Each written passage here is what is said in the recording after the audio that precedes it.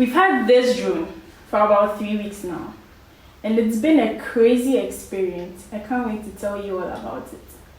My name is Kelly, and welcome to another edition of Cyber Reviews. Have you ever felt? Are you listening? Damn. Now let me tell you about this crazy thing which happened at a wedding that I attended in Ghana. So I went to this very beautiful, lavish, traditional wedding, and I took some pictures with my iPhone, took some pictures with my Sony camera, and then I decided to get some aerial shots with this drone. Everything started out well. I put it on follow me mode, it was following me, I was getting good shots and stuff like that. And I decided to bring the drone lower towards the ground so that I could, take what was happening, people dancing and stuff like that. It was in a stable position. All of a sudden, this drone flew off in another direction, went to hit a tree, came to land on the table where some guests were sitting. And a lady was so shocked and frightened, she fell out of her chair and fell onto the ground, and her shirt got torn. Her dress got torn into pieces, and she was totally naked, and it was so embarrassing. And all of a sudden, she gave birth. Okay, forget everything I said after she fell out of the chair. But that crazy scenario happened. Welcome to my review of the SJRC F11 drone. Coming up next.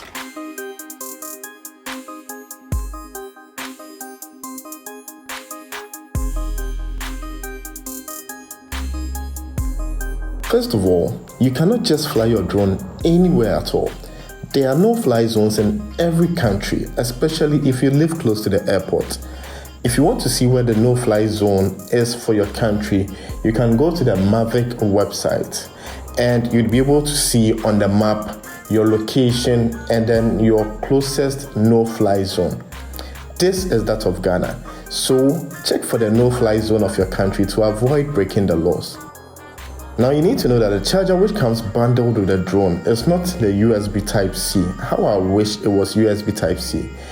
And the drone is not a fast charging drone either. Speaking of charging, you need to charge the drone and the controller. And this is new to me, like I said.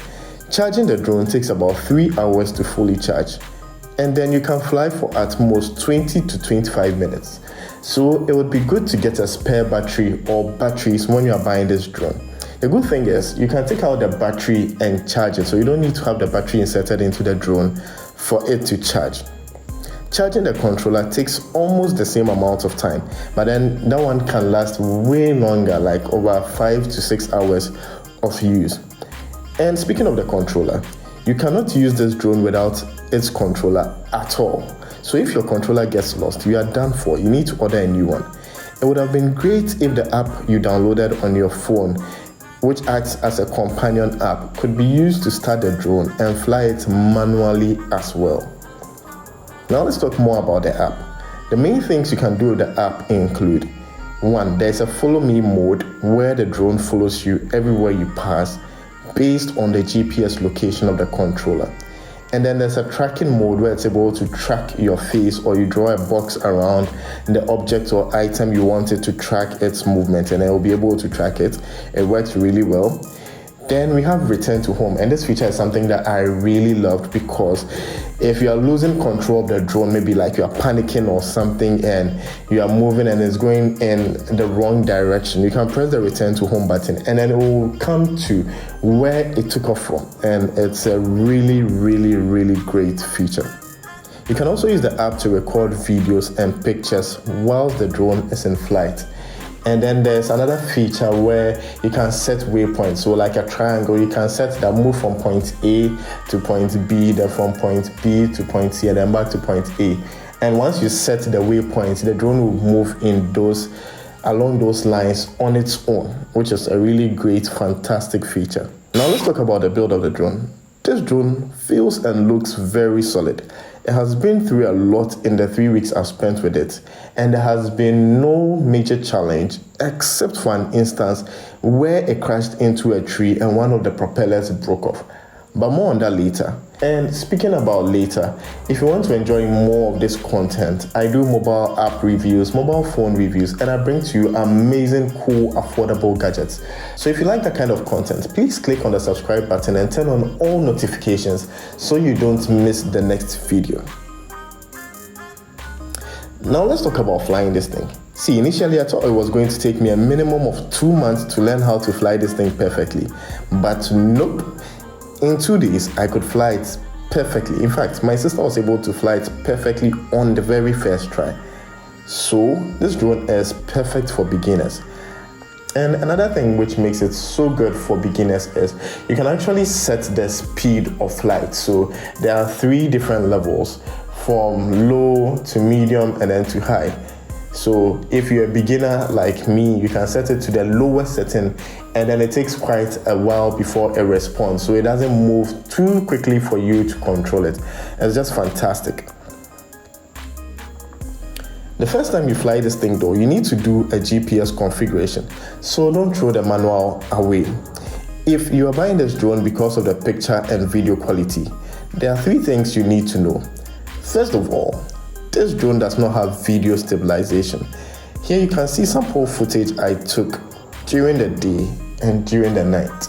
So the next thing to consider is that the image quality is not so good. In fact, there's a 4K version of this drone which looks and feels the same, just that the camera is bumped up, but more on that later. Now let me tell you what happened at this wedding I attended in Accra, Ghana. I took some nice videos with the iPhone I had on me, as well as the Sony camera I was using. So next, I decided to shoot with the drone to get some nice aerial footage.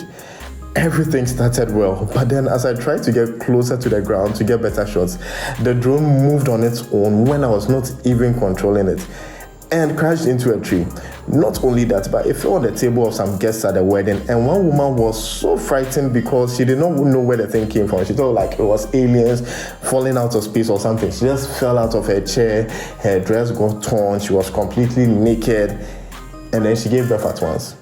Okay, forget everything I said after she fell down. Like I said earlier, there's a pro version of this drone which looks exactly like this one. And that one comes with 4K recording capabilities. This one records at max 1080p. Actually, that is the one I wanted to buy, but ended up with this one.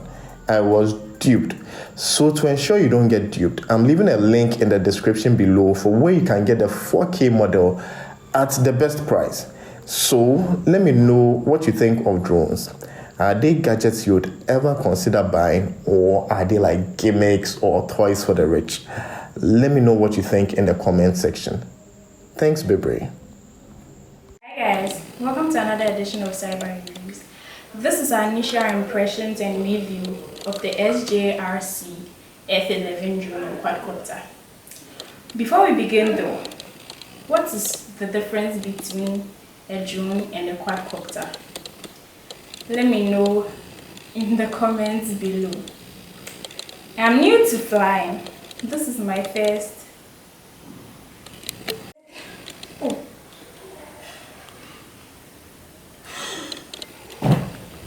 Sorry. The first. Oh. I don't have to read it. Hi guys, welcome to another edition of Cyber.